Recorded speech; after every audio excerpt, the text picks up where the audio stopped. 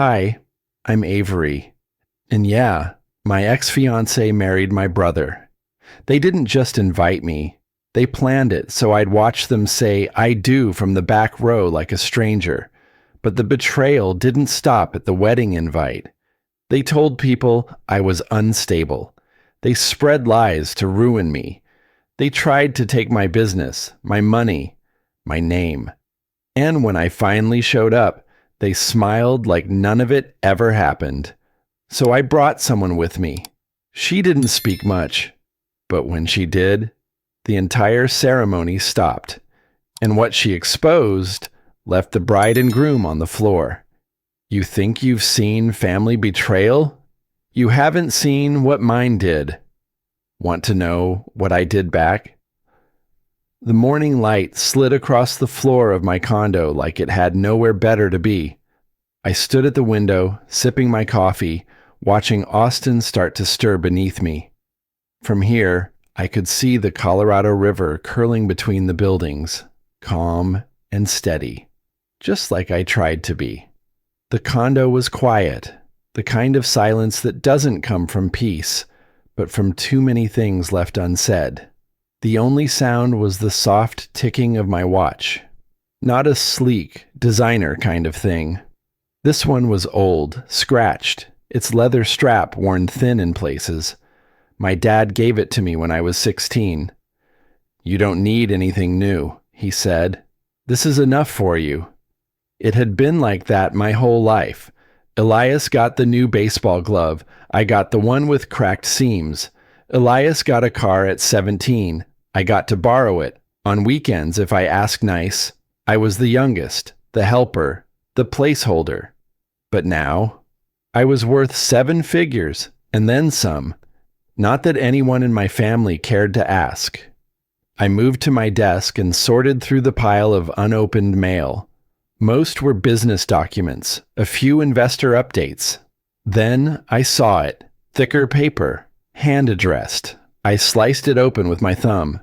The wedding invitation slipped out. Marla. Elias. I froze. There was a handwritten note tucked inside, short and smug. "Hope you can make it. It would mean a lot. For closure." Closure? Really? My fingers clenched around the paper before I let out a laugh, sharp and bitter. So this was how they wanted to do it. After all this time, she wasn't just marrying someone new. She was marrying him. My brother. My replacement. Years ago, Marla told me I lacked ambition, that she wanted more. I told her she was right, and I let her go. It wasn't worth the fight. But now I saw it clearly. I wasn't a lack of ambition. I was a stepping stone. Just the prelude to the better Rourke, the golden boy. I sat back down, invitation limp in my hand. I should have tossed it. Let it rot like all the things I'd buried over the years. But I couldn't. Not yet. I looked down at the watch again. Still ticking. Still mine. You were never enough for them, I thought. But maybe now you are. I stood and grabbed my phone. Called a private staffing agency. "I need someone, a temporary maid, just for the weekend." Pause. "No, not for cleaning." They didn't ask questions. I liked that. I wasn't looking for help. I needed a witness. Someone to see what I was walking into. Someone who could read a room and stay quiet when needed. When the agency sent her over a few hours later, I didn't expect her to look like that. She had sharp, calculating eyes. Sable Wynn. Mid-30s maybe, confident in the way people are when they've seen too much to care about impressing anyone. She looked around the condo once, met my gaze, and said nothing. But I knew she knew. This wasn't about dusting baseboards. She followed me to the kitchen as I poured another coffee. "So," she said finally, "what exactly do you want me to do?" I handed her the invitation. Her eyes scanned it, just once. She handed it back without a word. I nodded. "I need someone who sees everything." She tilted her head, studying me like a puzzle piece that didn't quite fit. "You're not going there for closure." "No," I said. "I'm going to remind them that they didn't break me." She smiled faintly. "Then I guess I'll wear black." Later that night, I sat alone at my desk again. The lights of Austin glimmered below, the city buzzing with lives that had nothing to do with mine. I opened the drawer and took out the watch box I kept all these years, slid the old one off my wrist and polished the glass with my sleeve. They thought I disappeared. They thought I just stayed the guy who held open doors and paid the bill quietly without being asked. They didn't know what I'd built after I walked away, and tomorrow I'd walk right back in. I picked up the invitation again, read it one last time. "Let's go show them who I became after they threw me away." She asked me one question before we left. "Do you want justice or revenge?" I stared at her, caught off guard by how easily she pierced straight through me. The room went still. I had no answer, not because I hadn't thought about it, but because I hadn't dared to say it aloud. Sable didn't press. She just moved to the window, her hands behind her back like she was evaluating the light, or maybe my soul. That silence weighed more than her question. I drifted into the kitchen and poured myself another coffee. The sky outside was burning orange as the sun dipped low behind the skyline. Everything looked peaceful, too peaceful, like the world hadn't just slapped me across the face. The cup was warm in my hands, but it didn't reach my chest. I walked around the condo, slow, aimless. Everything in this place was chosen after I left them, after I decided I was done with being the family footnote. The leather couch, the glass shelves, the art on the wall, all mine, bought with money I earned without anyone's approval or help. But no amount of money erased that damned wedding invitation sitting on the table. Behind me, I heard Sable's voice, quiet even. "You still don't know what you want, do you?" I didn't answer right away. I ran my hand along the edge of the counter. "I thought I did," I said. "But now, I'm not sure if I want to watch them squirm or just prove they didn't win." She nodded once, not turning around. "You can't walk in there confused. They'll smell it. They'll twist it. People like that. They look for weakness, like blood in the water." Her words stung more than I wanted to admit. I walked to the bookshelf, pulled out a photo frame, one of the few that had survived the purge. It was old, me, Marla, Elias, my arm around her, his hand resting casually on her shoulder. That picture had sat on my parents' mantel longer than any of just me. I put it face down on the shelf. "Can I ask you something?" she said. I glanced at her. Why did she really leave? I paused, heart thudding once, hard. "I told people she wanted more," I said, "that I wasn't enough." She tilted her head. "And what's the real story?" I hesitated, then sat down. I hadn't told anyone this, not friends, not therapists, not even myself. Not properly. "The night she left, I came home early," I said. Marla was in the kitchen. Elias was already there. Sable didn't interrupt, just listened. I didn't walk in. I waited. Something in my gut told me to wait. She was laughing. God, that laugh I used to think was for me. And then I heard her say it. I swallowed, my fingers tightening into a fist. She told Elias, "He's too soft, too easy to manipulate. He'll never be great." And Elias, he didn't argue. He didn't defend me. He just stood there. Sable finally sat across from me, her eyes on mine. No pity in them. Just sharp, steady focus. "You've been carrying their words like they were true," she said. I looked down at my hands. "How do you know?" I asked, because people who believe they're worthless always look at the floor before they speak.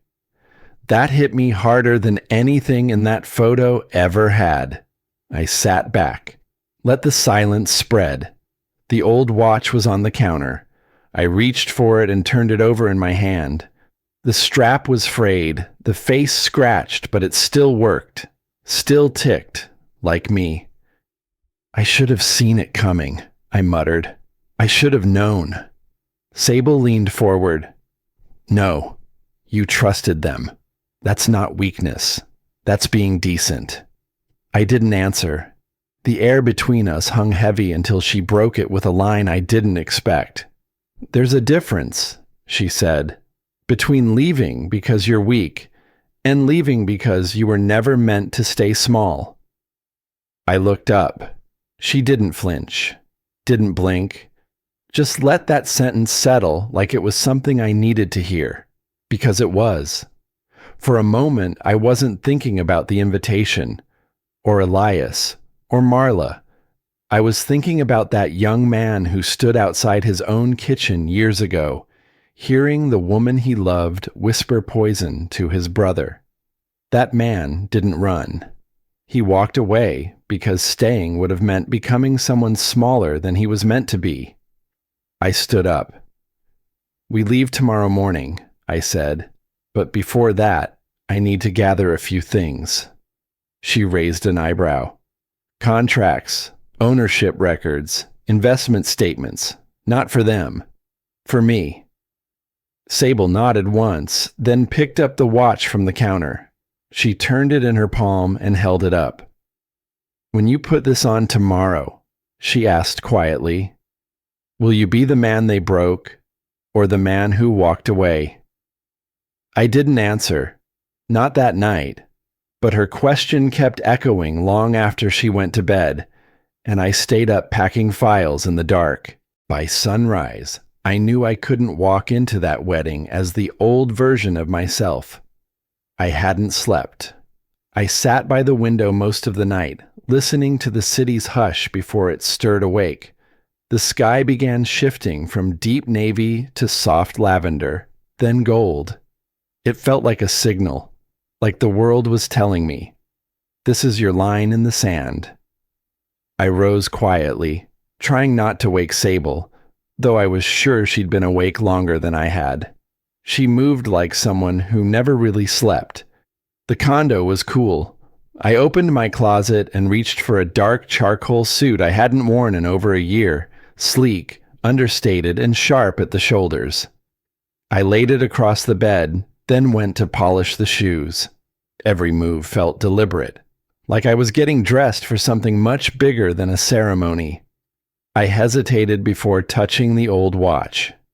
It sat next to a slim black folder on the dresser, documents I had pulled together last night, ownership records of the software firm I built from scratch, contracts from partnerships across 3 states, silent equity in 3 companies under Elias's nose, and even a property deed that no one in my family even knew existed.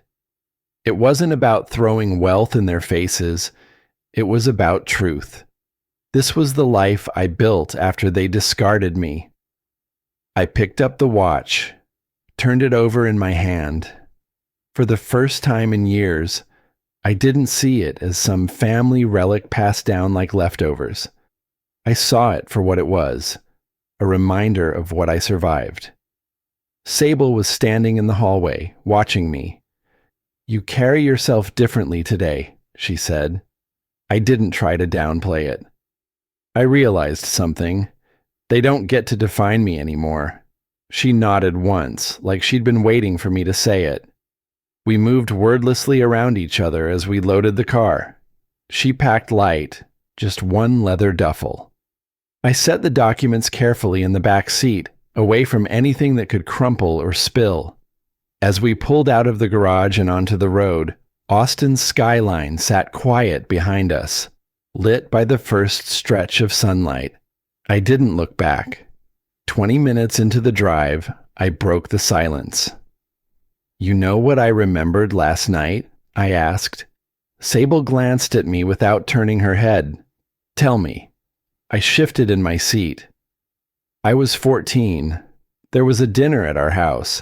Elias had just passed his driving test, and my parents threw him this little family celebration. Cake, his favorite food. My mom even made those stupid chicken nuggets shaped like stars. I paused, jaw tight. That same week, I'd won the statewide science competition. I'd built a solar-powered water purification system from junkyard parts. First place. And? Sable asked, and nobody mentioned it. Not a word. I brought the certificate home, showed my dad. You know what he said? She waited. Stop bragging about things nobody cares about. Sable's expression didn't change, but I could feel the weight she gave the moment. That night, I said, I realized I could do everything right and still be invisible. I hadn't spoken that truth out loud, not once. It lodged in my chest back then and never really left. Marla knew that, I added. She used it later, told me I was trying too hard to prove something, said I was exhausting. That's the word she used, exhausting. Silence sat between us again. Then Sable spoke, her voice soft but sure. She weaponized your wounds. People like her don't want love. They want leverage. That landed deeper than I expected. She didn't pity me. She just named it. And once it was named, it didn't scare me anymore. I glanced at the rear view. The skyline was gone now. Just highway and trees. I reached into the inside pocket of my jacket and pulled out the old watch, slid it onto my wrist. This time, the metal didn't feel heavy. It fit, like it belonged, like I did. Sable looked over, not saying a word. Then, quietly, now it fits. We drove in silence for a while. The sun was fully up, casting long beams through the windshield. Traffic was light, the road open. Every mile felt like peeling away another layer of the man they thought I was. A few hours into the drive, Sable broke the quiet. You know, weddings only expose what families hide. I chuckled, dry and bitter. That would explain why this one feels like a war disguised as a vow exchange. We passed a gas station on the edge of a small town. I pulled in, filled up, grabbed a bottle of water, then got back behind the wheel. As I adjusted the seatbelt, I spoke. I'm not going there to get them back. Not Marla, not Elias, not my parents. Sable didn't interrupt. I'm going to show them they never broke me. Her gaze lingered on me. Good. Just remember, people who ignore the truth aren't shocked by silence. They're shocked when it speaks. We continued north, the sun higher now, the landscape flattening into wide fields. Just as we reached the edge of the town where the wedding would be held, quaint with brick buildings and a church steeple poking above the tree line, my phone vibrated in the console. I glanced at the screen. It was from my mother. 3 words. Do not come. I stared at those 3 words, and for the first time in years, I felt nothing but clarity. Not anger, not hurt, just certainty. My mother hadn't sent that message to protect me. She never did. I knew exactly why she sent it, and it wasn't for my sake. Sable didn't need to ask. She could tell from the way my jaw tightened and the phone lowered slowly in my hand. Message from your mother? She asked without looking away from the windshield. I nodded. She said not to come. Her gaze flicked toward me, calm and unreadable. She doesn't strike me as the type to reach out without being told to. Exactly. That was the pattern, wasn't it? My mother never picked up the phone for me, not when I got sick in college and had to walk myself to the ER, not when I landed my first deal, not even when Dad passed. But when it came to Elias, Her thumbs flew across that screen like her life depended on it. She only ever steps in when Elias is involved, I muttered. This is him. Or Marla. Probably both. We rolled past a cluster of worn-out storefronts, and the morning sun began heating the dashboard. It was early, but you could feel the heaviness of the day settling in already. Up ahead was a gas station with a diner attached, nothing fancy, just 2 pumps and a peeling red sign that said Pete's. I pulled in, more for space than fuel. My chest felt tight, like I couldn't breathe properly sitting still. I stepped out of the car and let the warm Texas air hit me full on. It smelled like sun-baked gravel and old oil. Sable joined me a few seconds later, folding her arms. Whatever they're scared you'll bring, she said quietly. That's exactly why you need to walk in there. I looked at her, the corner of my mouth twitching. You always sound like you've seen this before. I have, she replied. More than once. I wanted to ask what she meant, what she'd been through. But something about her posture said this wasn't the time, so I nodded and turned back toward the car. That's when my phone buzzed again. One new message from Elias. Just 6 words this time. Please don't ruin our day. No greeting, no signature, just an order disguised as a plea, as if I were a risk to be managed. I let out a dry, humorless laugh. Sable leaned over to glance at my screen. She didn't ask permission. She didn't need to. Her voice dropped just a hair lower. They're already playing defense. That means you're not the weak one in this story. I stared at the text for another beat, then typed without overthinking. I'm coming, and I won't be silent this time. My finger hovered over send, then click. The message was out in the world, something I couldn't take back. My hands weren't trembling from fear. They were reacting to the jolt of standing up for myself after years of swallowing every slight, every dismissal. The screen showed that it had been read almost instantly. And then, nothing. No reply. The silence hit harder than I expected, because it wasn't just a lack of response. It was a continuation of the very thing I'd grown up with, being treated like background noise, the invisible sun, the uninvited witness. I sank into the driver's seat slowly. They never took me seriously, I said aloud. It wasn't meant for Sable, but she caught it. She looked at me straight on. They are now. That's why they're trying to shut you out. That clicked. That landed. It wasn't rejection. It was fear. I looked down at the old watch on my wrist. The reflection of sunlight bounced off the glass.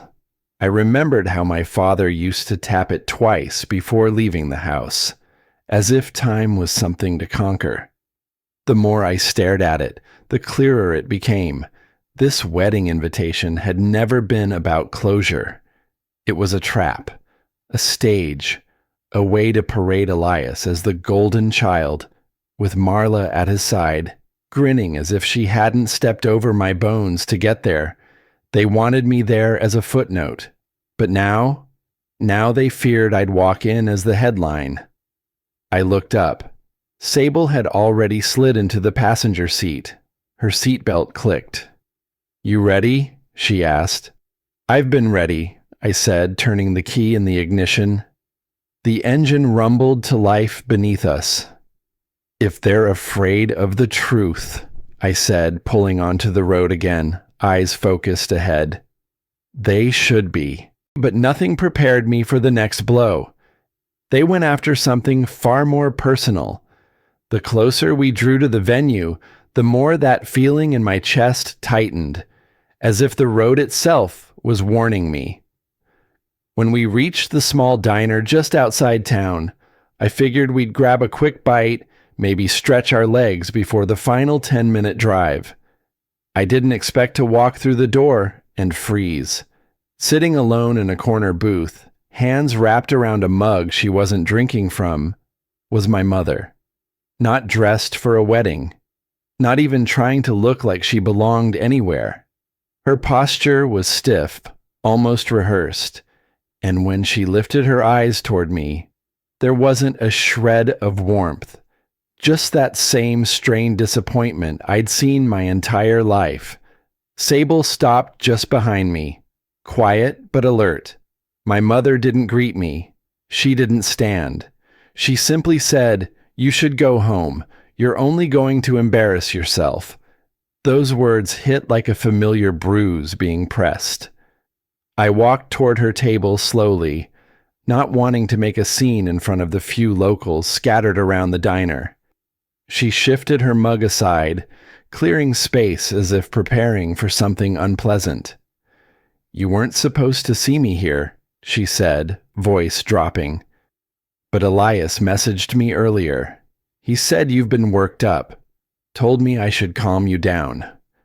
There it was, the real reason she was here. Another errand for the son she favored. "This wasn't an accident," I said quietly.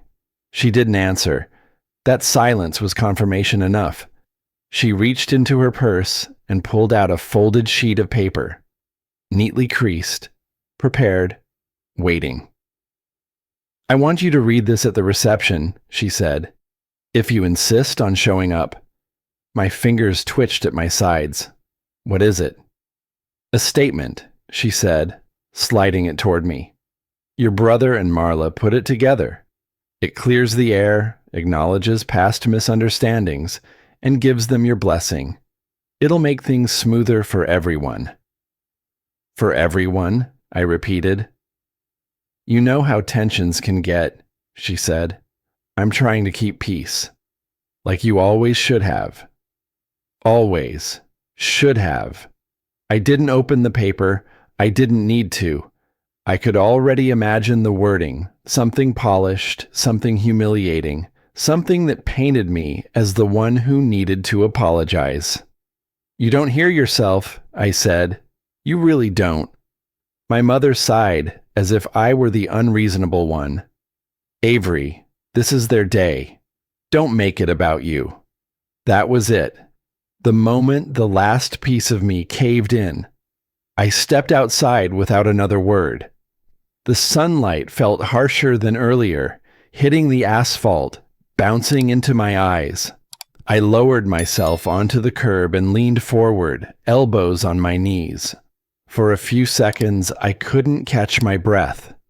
All those years came rushing back, the small dismissals, the ignored achievements, the way my family treated me like an afterthought. I felt that same sinking belief return.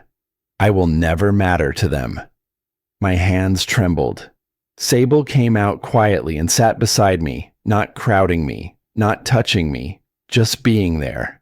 She didn't speak at first. Eventually she said, "You're not broken. They're terrified." I let out a breath that sounded more like a gasp. Terrified of what? I've never been a threat to them. "You left," she replied, "and they survived. What they can't survive is you showing them you didn't stay small." I turned my head a little. Her voice wasn't dramatic. It wasn't meant to uplift. It was simply the truth, spoken plainly. I wiped my face with both hands, feeling the heat finally ease off my skin. I stood slowly, still shaken, but something inside me had shifted. The pain was still there, but no longer steering me. "I'm going," I said. "I'm walking in as myself, and I'm not reading their script." Sable nodded like she'd been waiting for me to reach that point on my own. We started back toward the car.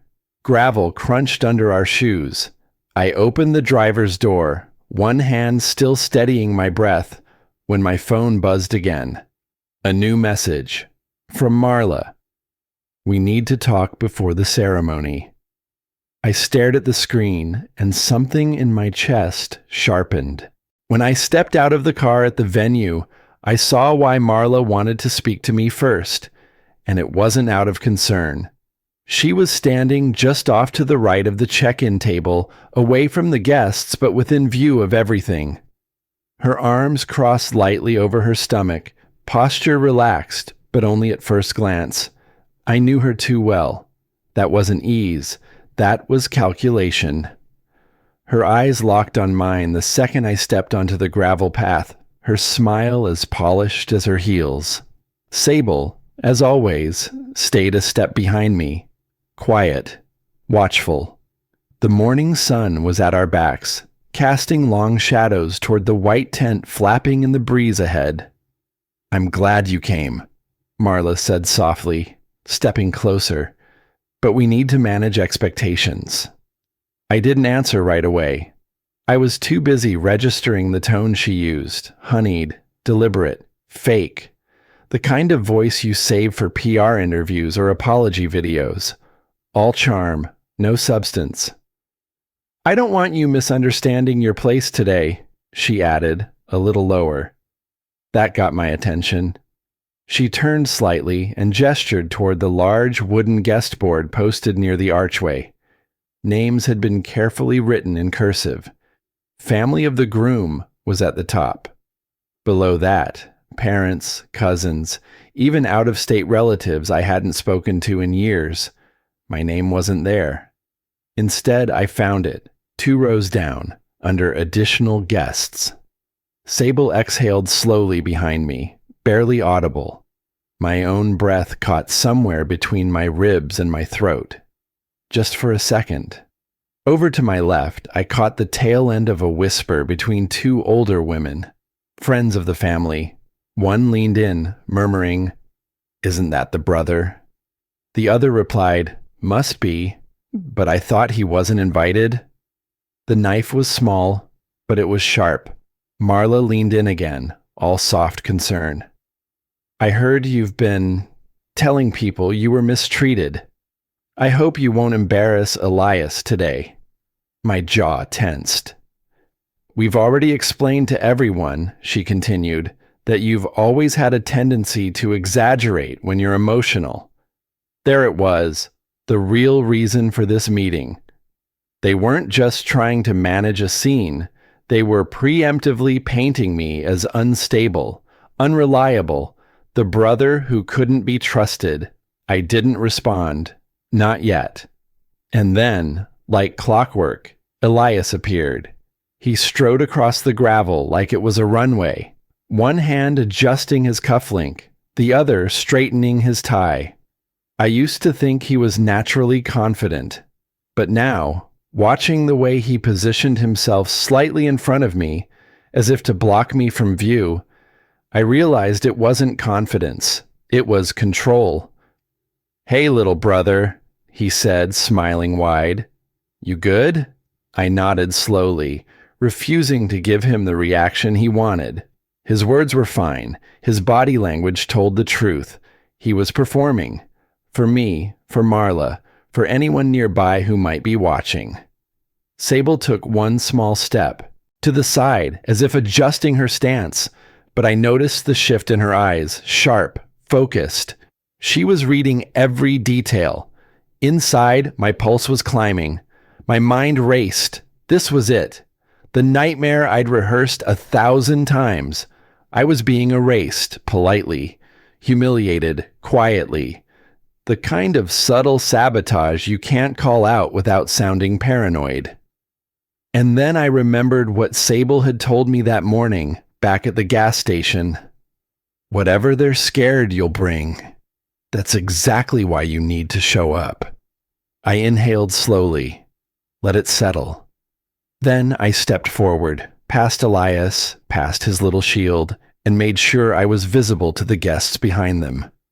"I'm fine," I said clearly. "And I'm staying. So let's be clear.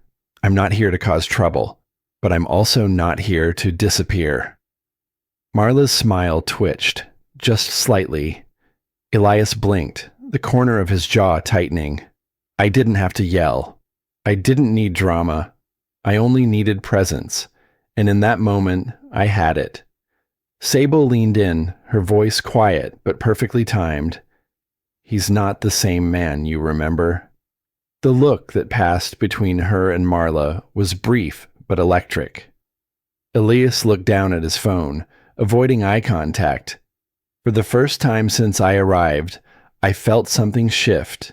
Not drastically, not enough to flip the day, but enough to tip the weight. Then, out of nowhere, a staff member rushed over to Marla and Elias. Mid-20s, earpiece in, clipboard under his arm. He whispered something urgently, too fast for me to catch. Whatever it was, it hit hard. Marla's expression dropped all pretense. Her face went pale. Elias stiffened like someone just pulled his name out of a fire. They didn't look at me again. I followed their eyes toward the venue doors, and that's when I realized something had gone very wrong inside. Staff members moved faster now, whispering among themselves, darting between floral stands and guest tables like they were cleaning up a spill no one wanted to admit happened. The murmurs had spread beyond the check-in. Now they were inside, folding into the fabric of the crowd like steam rising in a cold room. Sable slowed her pace beside me, tilting her head slightly. Her eyes sharpened. "You hear that?" she said under her breath. I did. Snippets of phrases floated through the air. "That him? Text message. Saying he was gonna ruin it." The hairs on the back of my neck prickled. I scanned the room. Faces turned toward me, some subtle, others shameless. A woman near the fruit table nudged her friend and tilted her phone screen slightly. Both looked up at me with that same combination of curiosity and judgment you'd expect at a trial, not a wedding. My pulse spiked. Sable didn't move. She listened. Then, just ahead, I saw Marla. One of the staffers was speaking into her ear. Her jaw tightened. Eyes darted over toward me, then back to her phone. I stepped forward, bridging the gap between us. "What message?" I asked, voice steady but low. Marla blinked, playing confusion like she'd rehearsed it. "Maybe we shouldn't do this here?" "What message?" I repeated, firmer this time. With a small sigh, she pulled out her phone and held it out. It was a screenshot, a text conversation allegedly from me. The top of the screen showed my name, my number. The timestamp was just before dawn. The message read, "Let them have their fake wedding. I'll expose the truth before they say I do. Let's see how golden Elias looks in public after today." Below that, another message, shorter, more direct. "They treated me like dirt. Now they can eat it." My stomach dropped. My fingers tingled like the blood had stopped moving. It wasn't just fake. It was surgical, targeted, devastating. "Who saw this?" I asked. Marla shrugged slightly. "It's been passed around. People are unsettled." A voice behind me cut in.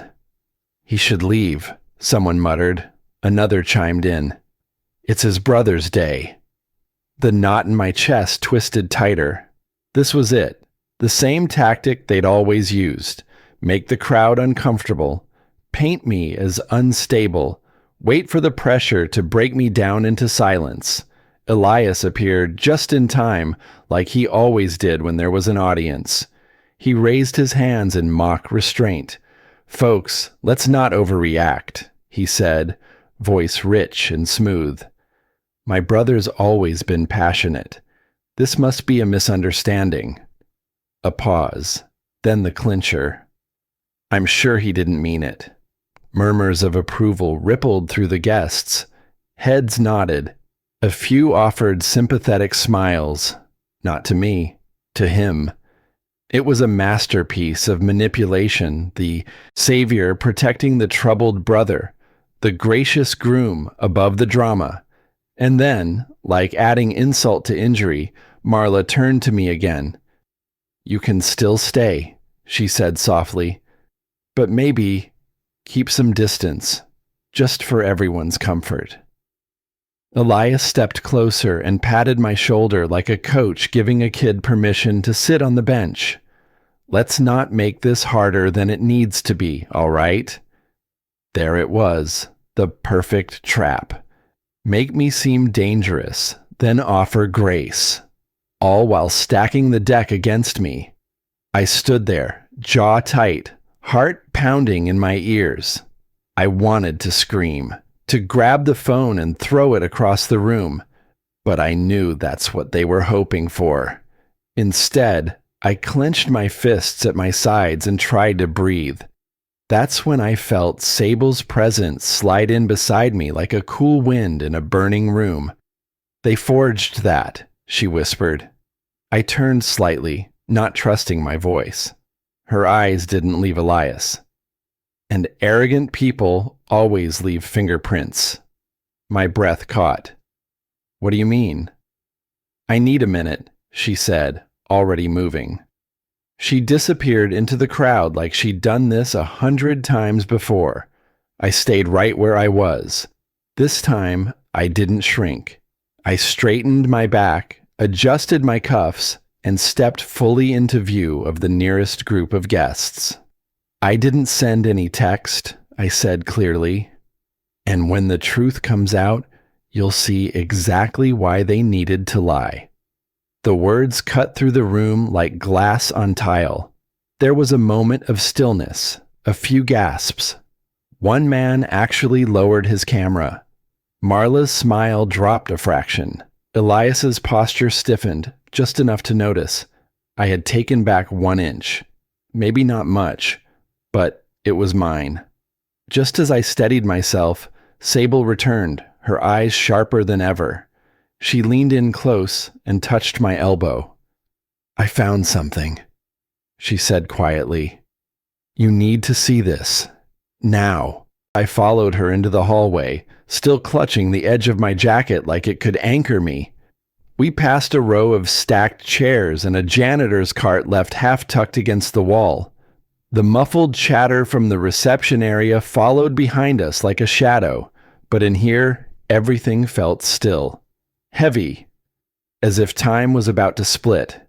Sable turned, handed me her phone, and said just one word. "Watch." The screen lit up.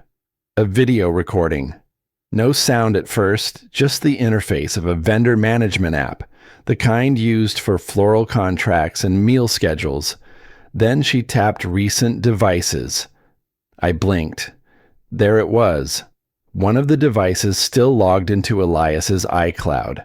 A vendor tablet used that morning by the coordinator's assistant, left unsecured. "He never logged out," Sable said. "They used that tablet to generate the fake texts. I pulled the session log before it timed out." I stared at the screen. There it was. Digital proof. The text meant to destroy me had been created and saved under his account. Dated. Time-stamped. Geotagged. My chest didn't just ache. It burned. All those years. All the birthdays I covered when he forgot. The times I'd covered his messes. Lied to Mom to protect him. Paid off a wrecked car. Even let him stay in my apartment when he blew through his rent. And now? He had forged evidence to ruin me. In front of everyone we knew. "Wait," Sable said, swiping again. A second file loaded. Audio this time. Short, maybe 20 seconds. I hesitated before pressing play.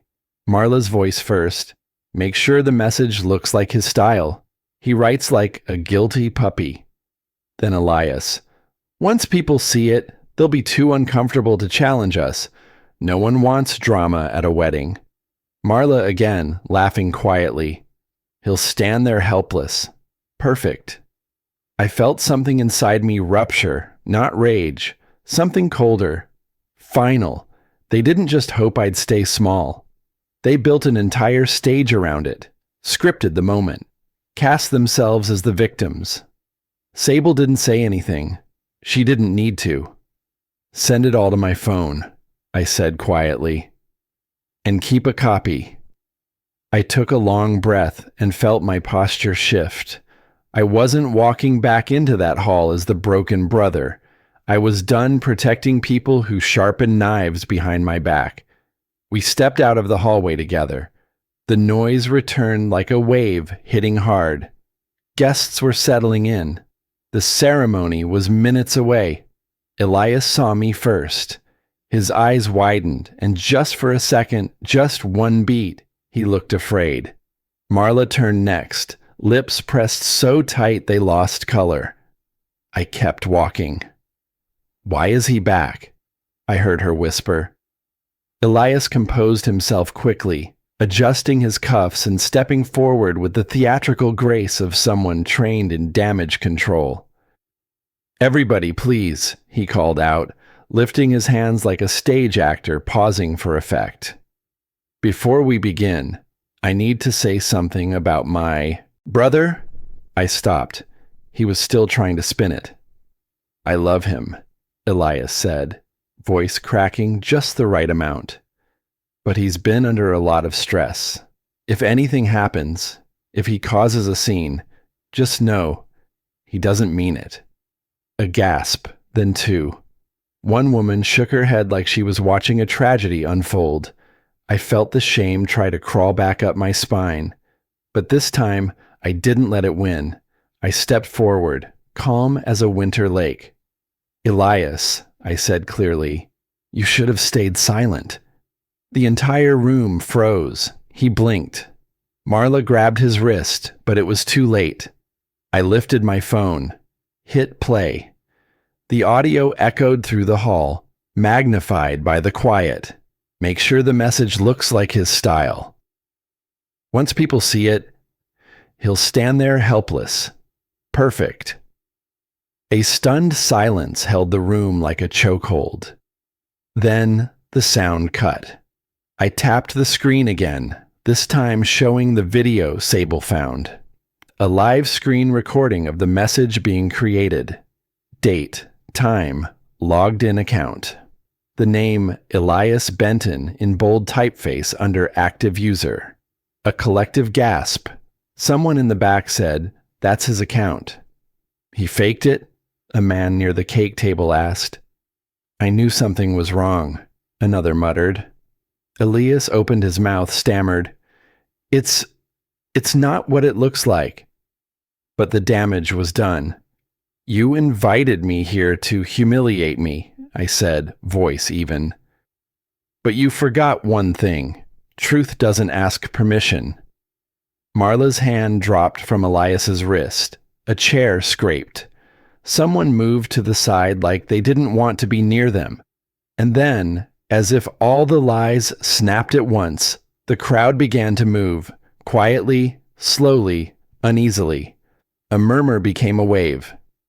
"I don't think this wedding should happen. This is messed up. Let's go." Elias reached for Marla's hand. She yanked it away. He turned to her, whispered something sharp. She didn't respond, just stared forward, frozen. Their entire illusion, crafted so carefully, now crumbled before everyone's eyes. Then, from the side of the room, the wedding coordinator rushed toward me. Her face was pale, lips parted like she was holding something back. She leaned in and whispered, "There's something else you need to know. And it's about your brother." I turned to face her fully, heart suddenly heavy again. "What is it?" I asked, not sure I was ready to hear the answer. I turned toward her slowly, bracing myself for a truth I wasn't sure I was ready to face. "What happened?" I asked, steadying my voice, though my chest had begun to tighten again. The wedding coordinator lowered her tone, glancing around to make sure no one else could hear. "I didn't want to say anything earlier with everything going on, but this is serious. One of our vendor partners flagged a security breach 2 weeks ago. Someone tried to access a locked client account tied to a payment portal. It was in your name." I blinked. "Mine." She nodded. "They caught it. Blocked it before any transfer happened. But we pulled the IP. It traced back to a vendor tablet here at the venue, the same one your brother forgot to log out of today. For a second, I couldn't find the words. He hadn't just tried to publicly ruin me. He had tried to steal from me, from my business, from everything I'd built when I walked away from this family's games. He tried to get into my accounts? Yes, and the access attempts date back weeks, before you even RSVP'd. He's been using every tool, every contact, every resource tied to this wedding to fish for your information. My legs felt heavy, like the hallway floor was tilting underneath me. Not because I was surprised, but because I wasn't. All those times I told myself Elias would grow up, that someday he'd stop taking, stop pushing, stop blaming. But now I saw it plainly. He never wanted his own success. He just wanted mine, without the work, without the pain. He would have emptied every account, I whispered. He would have taken it all and smiled at me like nothing happened. The coordinator laid a hand on my arm. I'm so sorry. But I wasn't thinking about apologies. I was thinking about the version of Elias I used to believe in. The older brother I defended when no one else would. And now I was standing in the wreckage of that illusion, alone, but finally clear-headed. Sable hadn't said a word this entire time, but her presence grounded me.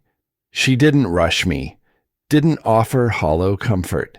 She just waited, eyes steady. A thud echoed from the other end of the corridor. Then footsteps. Elias.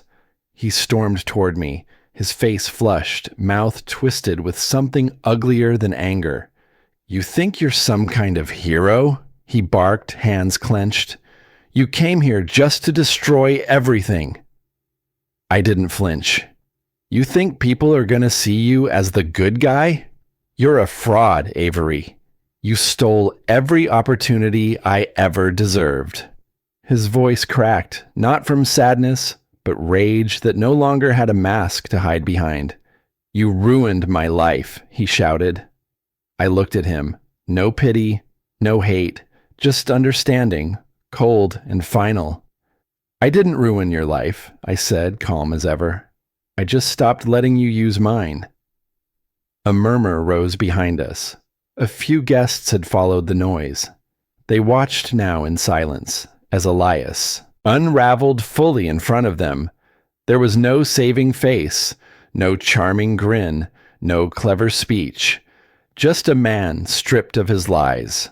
I turned, needing air. That was when I passed the small decorative table near the hallway's end, the same one I'd noticed earlier on my way in. A stack of folded napkins sat there, cream-colored with a single blue leaf embroidered into the corner. That leaf. I hadn't thought about it in years. At every family holiday when I was a kid, I'd asked to use those napkins. I liked how simple they were. Soft, familiar. Marla used to tease me for it. Called them baby napkins. Said they looked cheap. She made sure no one used them when guests came over. But somehow, here they were. Still present, still real. I picked one up, ran my fingers across the blue stitching. And then, quietly, I wiped my hands with it. Folded it neatly. Set it down. It wasn't dramatic. It wasn't loud. But it felt like something had been sewn shut inside me. I was no longer the boy trying to earn their respect. I was a man who no longer needed it. Behind me, the voices were growing louder. People were leaving. Vendors began packing up. And then Marla's voice cut through the noise, sharp and desperate. The wedding is postponed until further notice. But no one waited to hear her next sentence. Chairs scraped, heels clicked against the floor. Some guests didn't even say goodbye. Elias sat down hard on a nearby bench, head in his hands. Marla hovered, torn between anger and disbelief. I watched the collapse unfold not with joy, but with certainty. This wasn't revenge. This was consequence. I could have pressed charges. I really could have. I had enough digital evidence to bury Elias legally, professionally, financially. But when I looked at him now, red-faced, hollow, shaking, I knew it would be redundant. He had already lost the only thing he ever truly valued, the illusion that he was better. I stepped closer, not with threat, but closure. "I won't forget," I said quietly, "but I'm done letting you define me." He didn't respond, and I didn't wait for one. Sable joined me at the door. We stepped out into the late afternoon light, where long shadows stretched across the parking lot. The air smelled of flowers, cake, and something final. She slid her sunglasses on and asked, "You handled that with more grace than they deserved." I exhaled slowly. "Silence isn't weakness anymore," I said. "Not when you know who you are." We walked a few steps together before she glanced sideways. "So, where to next?" I looked at the horizon. Open sky, no expectations. "For the first time," I said, "anywhere I want." The wind picked up gently, and for the first time in years, it didn't feel like it was pushing against me. It felt like it was clearing the way. Maybe family doesn't always break you. Sometimes they teach you how strong you had to become to survive them. I walked in there alone, but I walked out finally free. And for the first time in years, I felt the weight lift. Not because they apologized, but because I no longer needed them to.